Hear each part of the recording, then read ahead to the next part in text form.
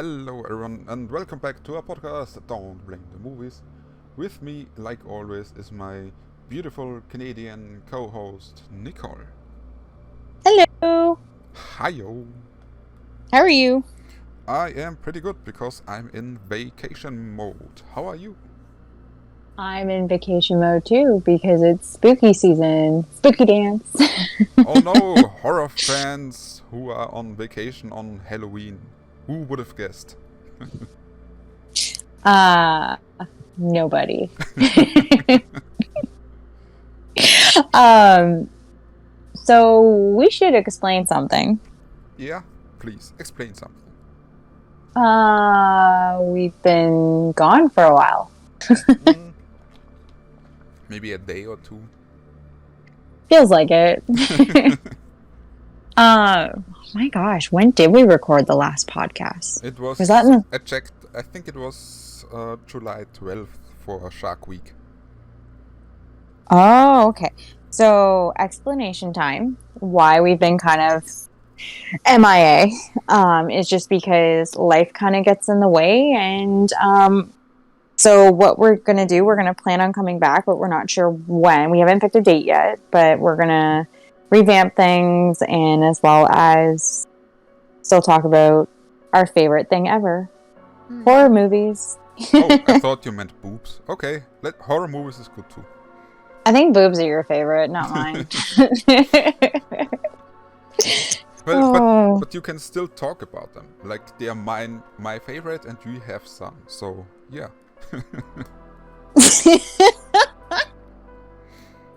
Oh my god, I don't even know what to say to that comment. No, but like you had a little change in your job, so you are a little bit more occupied than you were before. So yeah, it's like more like schedule issues we have, I think. Yeah. That as well, yeah, like scheduling issues, getting a new position at work and adjusting to that new schedule. So like I said, life kind of gets in the way, but we're gonna come back. We just haven't picked the date yet, so Yeah, we will. Of course. Oh, we always come back. But why are we back today? Because we're on vacation. Oh no, wait. Let me look at the script. No, because we want to talk about Halloween Kills, the newest Halloween movie in the franchise. Yes, the one we've been waiting for. Well, speak for yourself. No, but I mean, obviously we are talking about everything in this podcast, and if everyone is new here, this is a massive spoiler warning, because if you haven't seen the movie, don't listen to this podcast, because we will spoil the shit out of it. Mm-hmm. Okay, where do we start? I have so much written down, I have so much to say about this movie. I'm going into it blindly with nothing written down. Dun, dun, dun. Preparation F. Okay. Sorry, Dexter's being bothered by the rat. If you heard that little growl. As per usual, we know my dogs always get involved. Yeah, they always this little side note in this podcast. Yeah, poor Dexter's trying to sleep, and the little rat comes in and starts to bug him. So, anyway. Explanation, the little rat is a little dog and not a rat. Yeah, and the little rat isn't my dog, but we joke around and say it's my dog. I have 2.5 dogs. Okay, so where do we begin? Where do you want to start? I just thought let's talk about the movie chronologically, like it happened. Okay, you can. And then we can start. make our final thoughts or anything that comes to mind, or else we want to talk about. Okay, you start. Okay. So, I think that the very first scene is Jamie Lee Curtis and her two daughters escaping from the inferno they started. Mm-hmm. And you see, of course, this fire trucks cruising through through traffic and everything to extinguish the fire. This is all okay. I'm just, yeah, why not? But then we get dropped into 1978 and we get this amount of backstory dropped on us. Like with, I can't even remember his name. Was it Hawkins, the cop, the police officer who shot the other one? Was it Hawkins? I think it was Hawkins. Yeah, it was. Okay. And so here's my first criticism. It's like, okay, I kind of get it. They had a little bit to explain how Michael got captured after the first movie, because this movie, like the Halloween 2018, basically ignored everything after the original, like Halloween 2 until Halloween 2 from Rob Zombie. Everything ignored. And please do not put the Rob Zombies in anywhere near the original Halloween movies. I just want to say that the span of movies that gets ignored. And the last one before the 2018 one was Halloween 2 from Rob Zombie. Yeah. Okay, continue. And yeah, like I said, it's like, okay, I kind of understand. You have to explain how Michael got captured, how they got him in the asylum and everything. But to be honest, I didn't really care about this backstory. I mean, that a fake Loomis was kind of, oh, that's pretty well done. It's like, you could see it was not Loomis, but it didn't look bad, I think. Yeah, I think they did a good job on that, though. But like the whole process with, and Michael was surrendered by the police officers and basically was like, oh, okay, I give up, so fuck me. Okay. It's like, yeah, okay, but I didn't really need it. Why? I don't know. It for me, it didn't really add anything to the story. It really didn't add anything at all to the character of Hawkins. It's like, okay, he shot his partner, oh my god. And then a little bit later, we get to this point where his, I don't know, superior, question mark, says, yeah, if someone asks, he shot himself and it was an accident. It's like, yeah, okay. But and there was this scene, he prevented Loomis from killing Michael. No, see, I like that little backstory because it kind of shows where he stands in this whole situation, like what happens. So I kind of like that little backstory, and I love the makeup they did for Loomis because I was trying to figure out first when I saw it, I was like, is this CGI? Yeah, same here. No, it was all prosthetics. Like they did such a great job on the makeup. So I see something different from you on that aspect just because I felt like, yeah, okay. Sorry, did you just hear that? Yes. That was my dog. He decided to, lay on top of me, like on my lap, and then he just did this little cough. So, continue. Yeah, like I said, a little bit backstory would have been okay, but for me it was a little bit too much. Like, do we really need all this back information about Hawkins? But listen. Hey, listen. Okay. Hey, listen. I listen. Listen, Linda. Listen. I'm thinking that's all going to tie into the final one. Yeah, but we don't know this yet, and well. So anyway, hold your horses. Anyway, let's move on, and don't growl at me like that. I'm sorry, my dog did that. I know. Continue. The rat is just bugging everybody today. But on the other hand, I think it was a little later then when we got into a bar scene and we saw some legacy characters. Mm-hmm. I mean, I try to avoid pretty much everything about this movie, like production-wise or who's in it and stuff like this. And so Mm-hmm. when the first trailer hit, it was like, oh, cool, here are some legacy characters from Halloween 1978. That's pretty awesome. Mm-hmm. Although the character of Tommy is played by someone else. It's not the original Tommy, basically. He's played by Anthony Michael Hall. Does this name ring a bell for you? Of course, I recognize him with Weird Science, 16 Candles, National Lampoons. Breakfast Club. Breakfast Club. He always played like that nerdy character. I always liked him. But to be honest, if I hadn't known this, I would not have recognized him. Oh. All right then. Okay, so yeah, they have this legacy characters, but I don't know.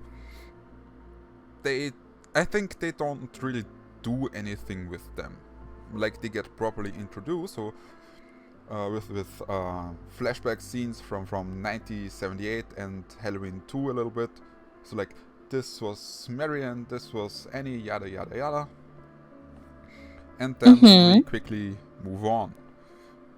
On the other hand, there comes this cool how did Michael escape the fire scene, and I have to say this was pretty awesome.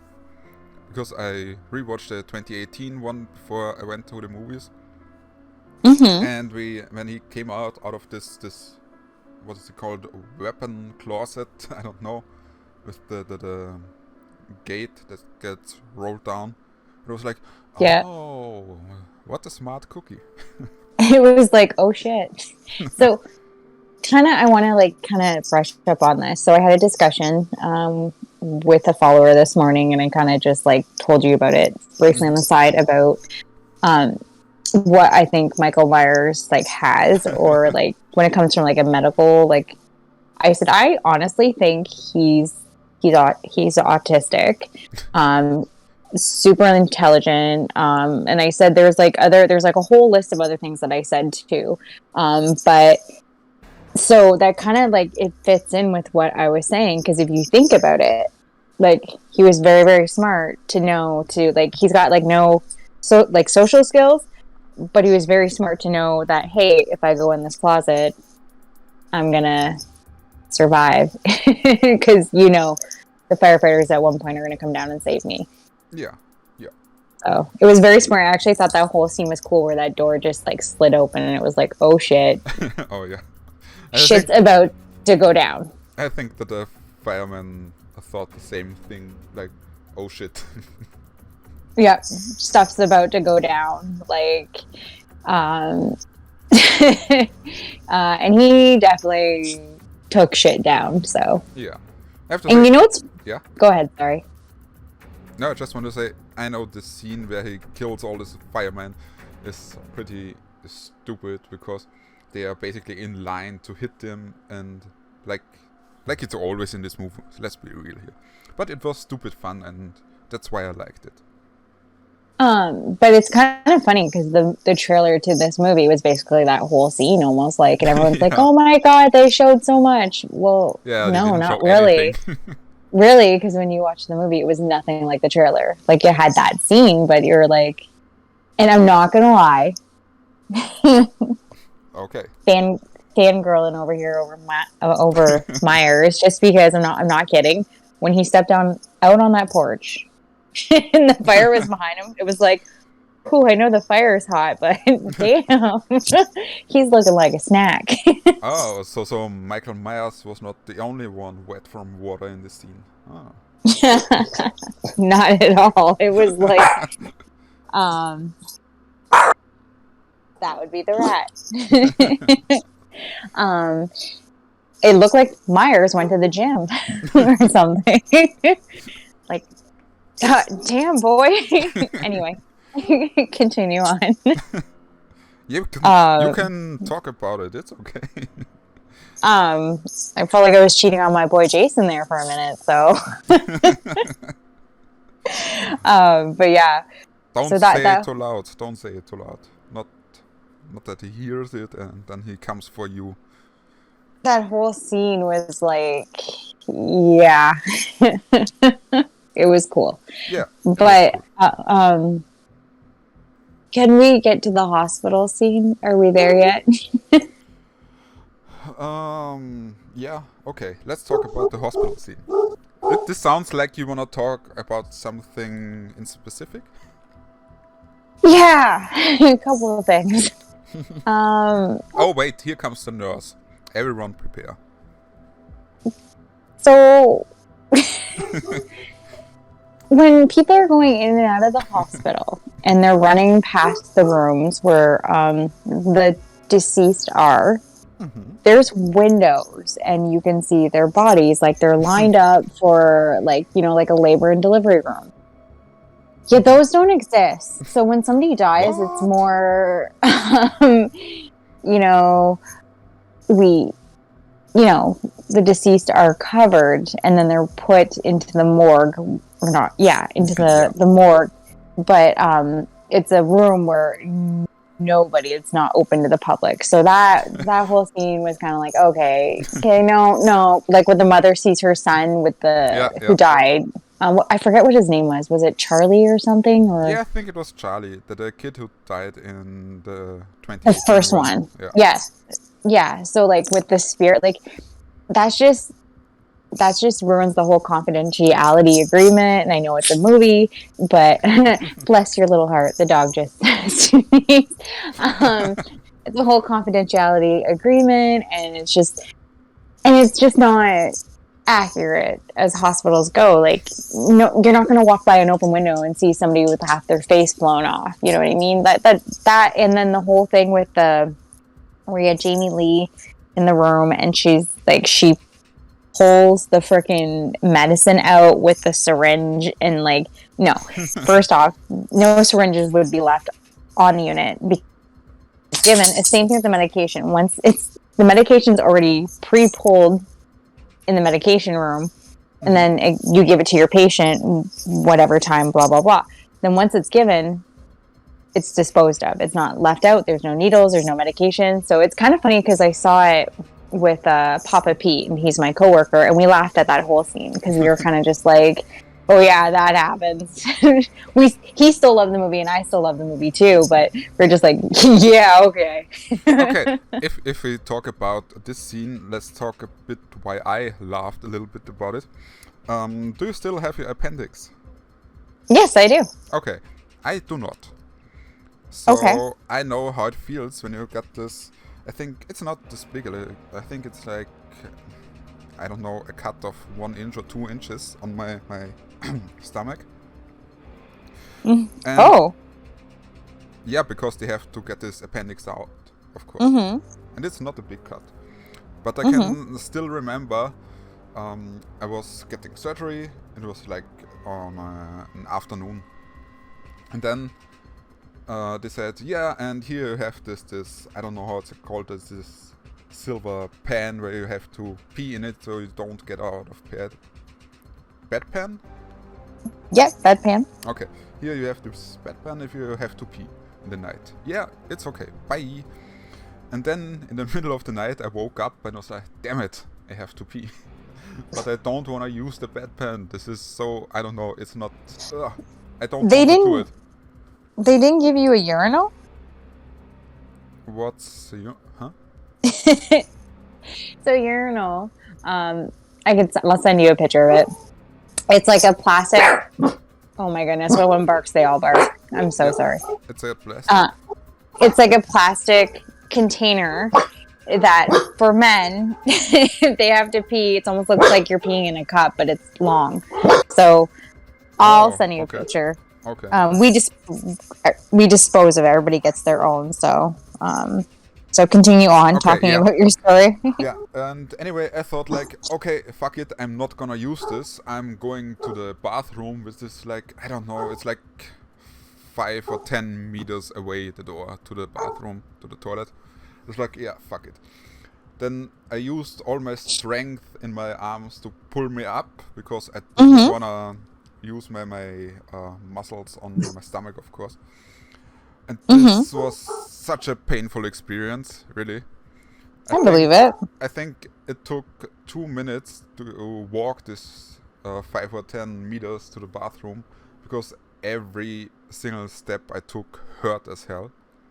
I believe it. And then I sat down on the bathroom and I was like, finally, I'm never getting up again. And then I realized, damn it, I have to go back again. And so this is why I was like, okay, even if Laurie injected herself with painkillers like, I don't know, morphine or whatever, no. The pain you have from a little stomach wound is really, really intense. Of course. And if you have like basically her stomach was almost slashed open. No, she's not going anywhere near this syringe. I'm not like, yeah, I'm gonna stab it in and then like, yeah, here we go, let's hunt Michael. And let's hunt Michael, we'll talk about this in a bit because this was stupid. But, hold on. Yeah, hold on. She's a final girl. She's badass. She can do what she wants. Yeah, if she wants to walk up with half her stomach open, she can do it. Yeah, and now I know how painful just a little cut is, so I say bullshit on this one. Okay. But this is something I just wanted to say as well. That I think the whole hospital and Jamie Lee Curtis, they both were a little bit wasted in this movie. Like, Jamie Lee Curtis barely was in it. And the hospital had this... well, let's talk about it. This fake Michael Myers scene, which was one of the stupidest scenes I have seen this year, I think. Explain why. You've seen this movie, right? Mm-hmm. You've seen this fake Michael Myers. Mm-hmm. It's like the same thing as if I was on the street and I see Danny DeVito and say, "Oh my God, you played Jason Voorhees." It's like, no, this whole, like the body and everything, nothing matched Michael Myers. Maybe the outfit he had on, yeah, okay, but he was short. He was a little bit, well, I don't want to say fat, but a little chubby, and no, it was not Michael fucking Myers. It's like, okay, I get what you're saying. And okay, then in addition to this whole mob scene was so dumb as well. Evil dies tonight. Evil dies tonight. Yeah, shut the fuck up. No, he does not, because we know this. It's a trilogy. And so, no evil dies tonight. Okay, can we talk about this? Okay, yeah, that whole line about the evil dies tonight, it drove me nuts. But I get why they're saying it. They're frustrated, and it's like, yeah, it does make you wonder when you watch like the original Halloween movies and stuff. You're like, where are all the other people in the town while this is going on? So I get it that they incorporated the town people, but with that being said, it reminded me of The Simpsons, the mob, where everything goes wrong, where they do stupid things, like they're like the one lady. I swear to God, it's so funny. She's carrying an iron. I was like, that oh yeah, really I saw this. Yeah, I thought it was funny. So like, the whole thing reminded me of The Simpsons. You know what? Honestly, when people ask me, what I thought about this movie, and I say that I loved it, but I spent a lot of time laughing, and I don't know if that was supposed to happen or I'm just a little twisted, but I laughed a lot. Even when the mob they split up, and the four people are in the car and they're in the park, and that scene, and then the nurse shoots herself in the head because all Michael Myers did was move the door, and it was like, bam. To be honest, I'm so torn in this kill. It's like, it was so awesome, it was so funny, but also so stupid. It was. I laughed really hard at it. Yeah, you have no idea. Did in the theater over here. I was like, oh, that sucks. And for everyone who listens to us will probably now have noticed, yeah, we fucked the chronologically order and just random talking about shit that happens in the movie. That's okay. But yeah, it's okay. Like, we always do this. But another thing, since you love this movie, I have a question for you. This mob scene. Yeah. The reason because I think it's so dumb, is why? I mean, Michael Myers was locked away for 40 years, from 78 to 18. And why are they all acting like, oh, Michael Myers terrorized our town long enough? No, he was locked away for 40 years. So why are you so upset? Because he killed a bunch of babysitters in the late 70s? Trauma. It comes down to trauma. So but they even said this. Even if it doesn't matter. No, it does matter. I think it was Tommy who said this in the introduction of the characters. Most of them are either too young to remember, or they just don't care. The ones that do care, who experience trauma. So mentally, their experience is trauma majority of their life because of Michael Myers. So that's what you got to think on. Yeah, but I still think, what's the word? Yeah, right, bullshit. No, not bullshit. Yeah, it is. Continue. It is. I think it is very lazy writing. They just wanted a mob and be like, oh, Michael Myers killed a bunch of people. In sequels we skipped and ignore. But hey, Michael Myers is still evil. Okay then.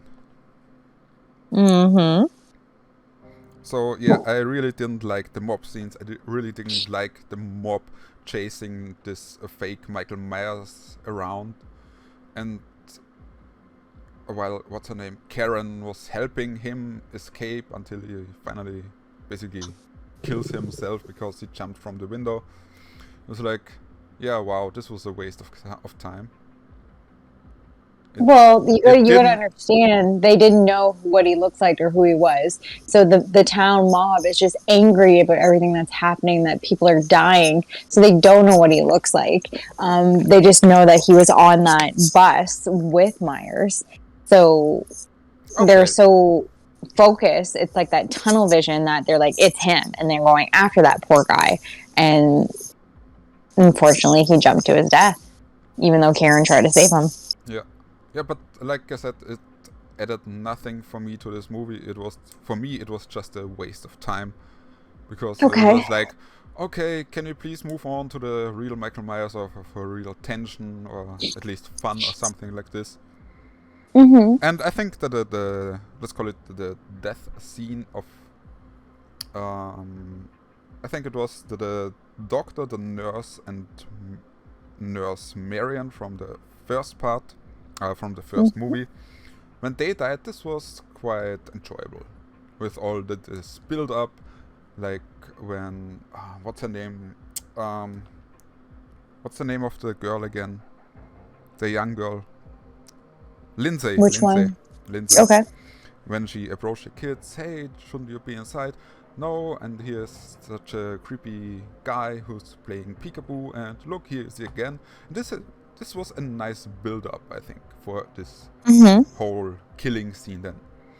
I mean, then comes the downside again. Why are you shooting when you don't have a clear sight of Michael Myers and wasting bullets? But okay, panic, I get it. But so I say, this was like 50-50 enjoyable for me. Well, that's good. I'm happy you enjoyed that part.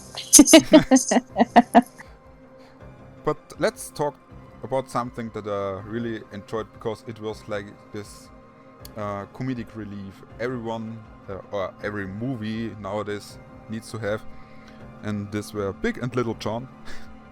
I think they were great. They had this scared this little Halloween kids who were just dicks to them. Yeah, I like the characters. I did like them too. Okay. Too bad they had to die, but yeah, they were likable characters. And every scene with them was like just to loosen up a little bit and funny and stuff, except from that death, of course. I did laugh when... Is it Big John? The one who dies first? Well, it's pretty easy. The small one was Big John and the big one was Small John. So I don't think big or small is based on their Their height. Yeah. So no, I laughed not because he died. I laughed because when it was like I got this knife, and he like strips down to like his boxers and his tank top. I was like, what, are you gonna scare him to being almost like not fully dressed? I laughed. I did like, I'm gonna kind of bounce back a bit with them when the little punk ass kids played a little prank on them, and I kind of like how they did that little story with Judith. Yeah. And That's what like I meant when they scared the little kids. Yeah, this was. Yeah, I like that part. Yeah. But yeah, and then when they died, Myers placed them like the way how they were in their photo. Yeah. Did you notice that? Yeah. And then he played that song. So yeah, that's true. That's true. So my thing is, okay, so how they're like, oh, he's just trying to go home.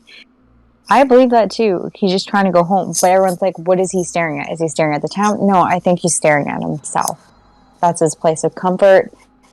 He's staring at his own reflection.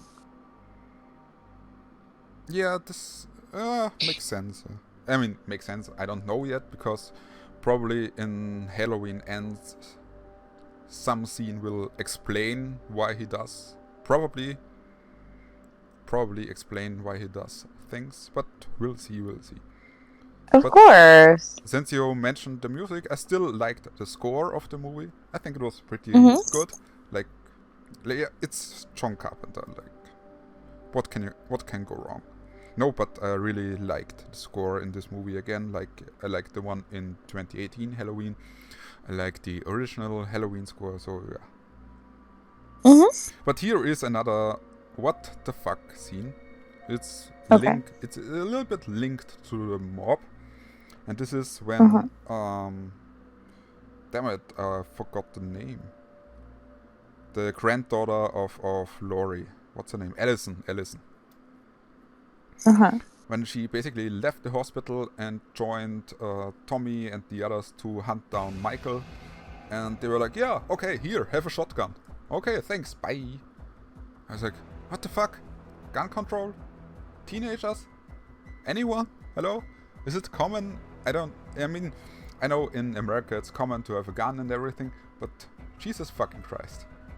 Just give teenagers a gun or a shotgun even if you're like an angry mob, is the stupidest idea in the long history of stupid ideas. That's why I said earlier, I thought the way the mob was set up reminds me of the Simpsons mob. Yeah, but the difference is the Simpsons are comedy. This should be horror. It's like it's like, I don't know. This is like when the scene happened that she just grabbed a shotgun. I think, and this is no joke, everyone in the movie was like, okay. Like in the theater. You also think about it, she was taught self-defense too. Did she really? I'm not so sure. Well, it's kind of all among those lines of, you think about it, Laurie taught her daughter, and you have to think that Karen taught some self-defense to her daughter as well. I'm not so sure because, like I just call it in the first movie, like the 2018 one now. In the first movie, Karen wanted nothing to do with Laurie and what's it called? Yeah, but at the end of the day, you gotta think that she might have did something with self-defense with her daughter, taught her some sort of self-defense, not have to do with Myers. But you have to see she didn't really shoot any weapon at all.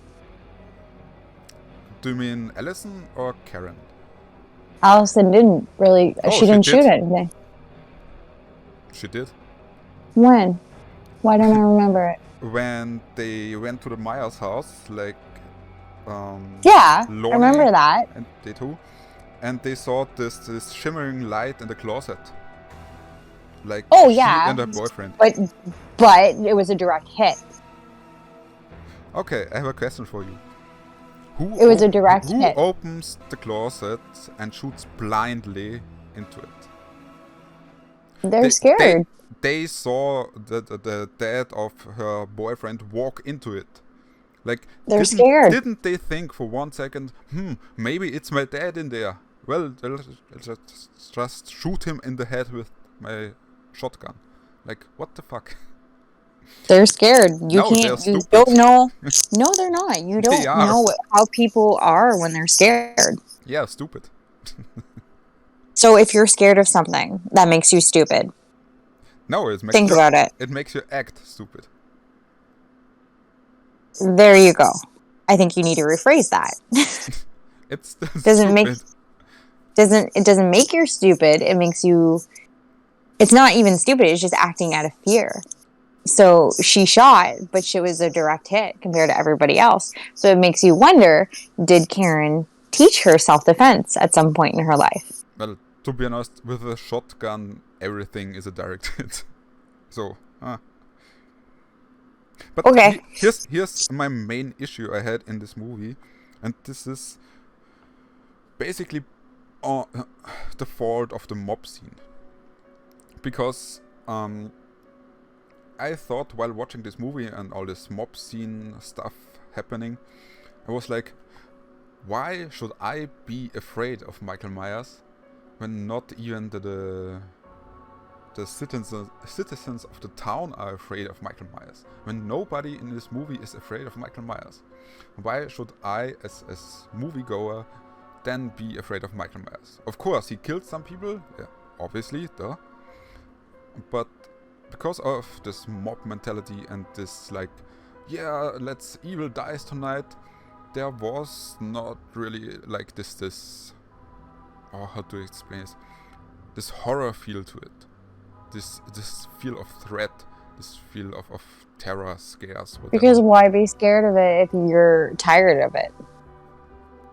I'm not sure this is how fear works. No, I'm not saying, so why be scared of it? If you're just tired of the bullshit, you had enough. He's killed a lot of people, killed a lot of loved ones, so they've had enough. It's more anger. They're angry about it. They've had enough of it. Yeah, but like I said, I think this is very... I don't know, it's counterproductive for a horror movie, because for me, let's call it the scariest, in quotation marks, scenes were the close-ups of Michael Myers' mask, because this looked really awesome. Mm-hmm. Continue. Yeah, there's something else I wrote down. Like when they figured out where Michael is headed. Like Allison, I can't remember her boyfriend, and her boyfriend's father, Lonnie. Why do they go alone? This is something else I don't get. Maybe they thought they could be the heroes to end it. I don't know. I don't have a reason for it. Yeah, because, yeah, like I said, for me it's just bad writing. It's... I know you don't like it. I'm not the biggest fan. No. No. Oh, I just saw in my notes, I even wrote down twice stuff about the mob. The mob thing is still dumb. But then let's talk about the ending and the last kill. Okay. I think this was pretty unexpected, for me at least. Well, because I mean, when they had this mob beating down on Michael and Karen stabbing him in the back, we all knew he would come back, because first of all, trilogy, duh. And second of all, wait, I have to look it up again. Because like Randy in Scream 2 has elaborated so perfectly, never ever under any circumstances assume the killer is dead. We all know this by now. Basically, I just thought the Scream 2 rules, they are very accurate in this movie.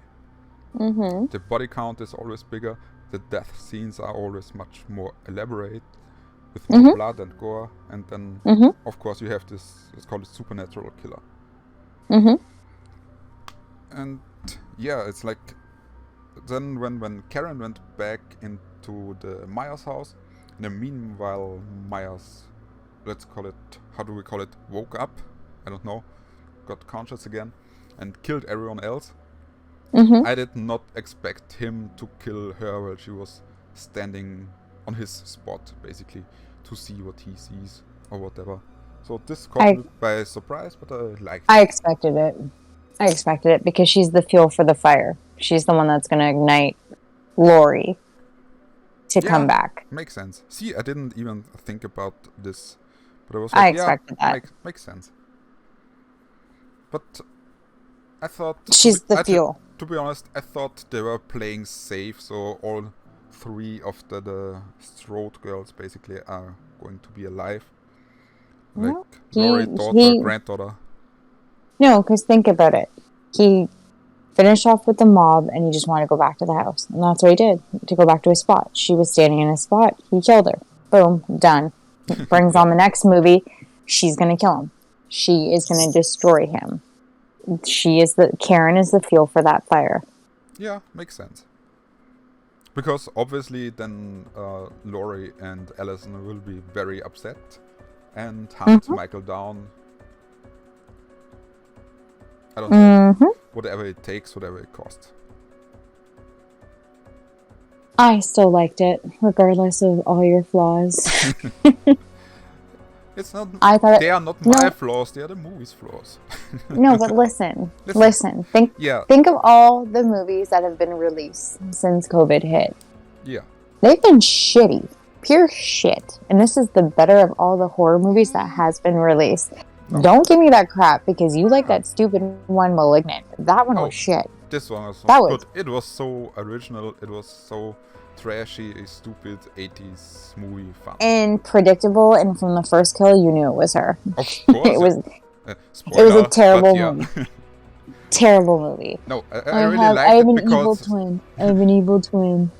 I really liked it because it was different. It wasn't your stupid, spooky ghost shit or haunted house thing. Like... You shut up. I like those movies. No. I like them as well. Like, yeah, okay, I get it. Conjuring is awesome. Like, the third one is like, meh, but it still is awesome. The spin-off Conjuring movies are the worst shit ever. Like, Annabelle, The Nun, La Llorona, blah. And then, what good horror movies did we have? I don't know, what mentionable horror movies do we have in the last 5 years? There was nothing of originality. There was always playing safe, basically playing by the book. Everything was a remake, a reboot, a sequel, or something like this. And unfortunately, that's how movies have been and probably are always going to be. Yeah, but then there was Malignant, which was not perfect in any way. But it was entertaining for what it tried. It wasn't even entertaining. Oh yeah. Look, my dog is snoring right now, so he agrees. Especially the scene at the end when I can't really remember the evil thing's name. No, I don't remember because it was stupid. It's not even not important. The scene of him against this police station, it was so cool. That was the only entertaining it was so thing about that whole movie. It was so dumb. The movie was dumb and it was only, wow, actually something good for once in this whole shitty movie. Anyway. No, for me it was far more superior than Halloween Kills. No. It's like, I'm looking forward to Last Night in Soho from Edgar Wright this year. But I think from all the scary movies, horror movies, Malignant goes to the top 3, I think this year. No. Anyway, so, do we rate Halloween Kills? Yeah, give me your rating. Okay, so I give an 8 out of 10. Oh, okay. So you really liked this movie? I did. I really liked it. I thought it was very entertaining. I now have a crush on Michael Myers, but I enjoyed it. Yes, there were flaws. It was the better of all the horror movies that have been released. Is it better than 2018? No, I still like 2018 better, but I still enjoyed it. Okay. Well, for me, I say the 2018 one is, of course, better because I think it captured the threat of Michael Myers better, the terror and everything. And back then, I think I gave Halloween 2018 a 8 out of 10. Mm-hmm. And so this time, because Halloween Kills was just like, I mean, I get it, it's hard to beat the middle child in a trilogy. It's a hard task and everything. You basically are just the filler episode for the finale. Mm-hmm. But still, I was expecting much more, and so I gave it a 5 out of 10. Yeah. Halfway through.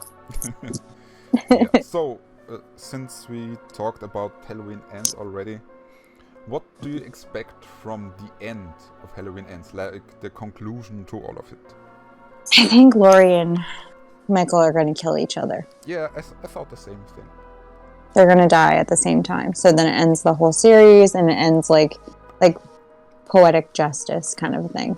And then we can finally watch the remake, reboot, I'm not sure, of The Exorcist. Don't even talk about that one. Please don't bring that one up. Oh, by the way, yeah. I just remembered, shouldn't I think it was another remake or reboot of the Texas Chainsaw Massacre come out next year as well? I think so. And that one, they're always rebooting, remaking sequels. There's so many of them. Yeah. I've lost track. Exactly. And he's not one I really care for anyway. I just want to say, it's like, yeah, it's a nice watch, but I think that the sequels I have seen once, the reboot from, I think, 2003, I've seen 3 or 4 times, but everything else was like, yeah, it's a one-time watch, thank you. Oh, and we have this reboot thingy of Hellraiser as well. But yeah, it's a girl. Yeah, but I'm not a big Hellraiser fan, so I don't really care, to be honest. Same thing. My friend, coworker, that's like his absolute favorite, and he's like, I can't believe you haven't watched it. And I said, I watched the first one. Exactly. I didn't care to watch the rest. Yeah. I love the makeup of it. I think the makeup and the whole concept of the makeup of the other is like amazing. I love it, but I'm like, maybe one day I'll sit down and watch it. Yeah, I don't think so. I will, because no. So, I don't know why, but these are not the movies for me. It's like so. Yeah. Either is Halloween Kills. Anyway. I'm looking forward to Halloween Ends to be better. It should be. It's gonna go with a bang. I hope so, yeah. Oh, wait. Let's see. Because I just reminded something. Okay, here we have Randy's rules for trilogies. So we're going to look out for it. Rule number 1. I mean, this basically technically applies already to Michael, but yeah. You've got a killer who's gonna be superhuman. Stabbing him won't work. Shooting him won't work. Basically, in the third one, you gotta cryogenically freeze his head, decapitate him, or blow him up. It's like, yeah, I can see this happen. Then another thing we already theorized about, anyone, including the main character, can die.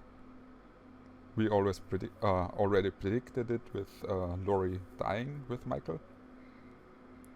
And this is something I thought about as well when I saw all these flashback scenes in Halloween Kills. The past will come back to bite you in the ass.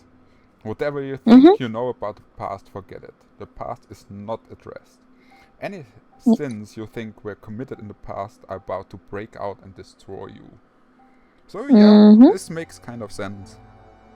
See? Yeah. Do you really think that the Halloween franchise will be over after Halloween ends? I think so. I was debating about it, but I think, yeah, because if you think about it, John Carpenter gets older, Jamie Lee Curtis gets older, so one day they aren't here anymore, and so, yeah, I really think Halloween Ends will be the final Halloween movie. Well, yeah, it's in the title, Halloween Ends, so it's done. Duh. Well, I guess that's it. Yeah, that's it for this time. We still talked 15 minutes about one movie. It's like amazing. About how I'm right and you're wrong. So about my rating is more accurate than yours. Yeah. Okay. Well, we will be back and we'll make an announcement when we pick a date and we'll go from there. Yeah, watch out for a Super Bowl ad for our podcast. You got the money for that? No. I thought so. Maybe I know a hacker or two. So until next time. Okay, until next time. Bye.